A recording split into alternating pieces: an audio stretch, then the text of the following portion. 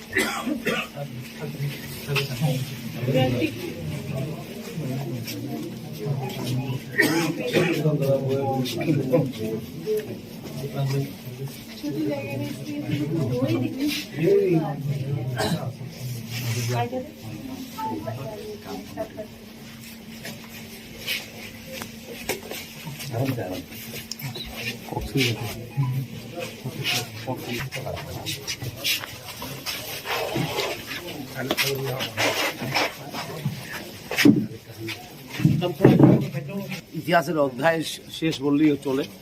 ওনার সঙ্গে আমাদের পরিচয় অনেক আগের। আমার মার সঙ্গে ওনার পরিচয় ছিলেন। উনি শুধুমাত্র রাজনৈতিকবিদ নয়, উনি একটা লেখকও ছিলেন, সাংস্কৃতিক ব্যক্তিত্ব। এবং আমার মনে আছে উনি প্রথম ককবরকের গানগুলিকে একটা বই আকারে ছাপিয়েছেন। যত লোকসঙ্গীত আছে ককবরকে আমার মার সঙ্গে আলাপ করতেন। সুতরাং অনেকদিন আগে থেকে ওনার সঙ্গে পরিচয়, শুধু রাজনীতির থ্রুতে নয়। আজকে উনি চলে গেছেন, আমরা খুবই দুঃখিত। এই লসটা ফিল আপ করতে খুব কষ্ট হবে। তেমন বহুমুখী প্রতিভা খুব কমই হয় রাজনীতিতে।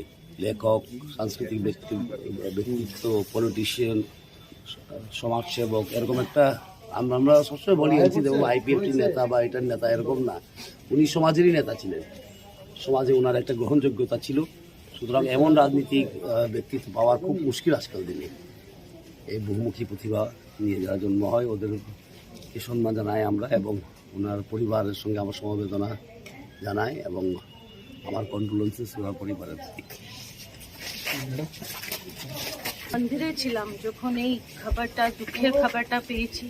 প্রার্থনা করেছি 14 দেবতার কাছে যে উনি এনসিদা যে ইতিহাস করে গেছেন ত্রিপুরার নামে, সেই ইতিহাস অমর থাকুক।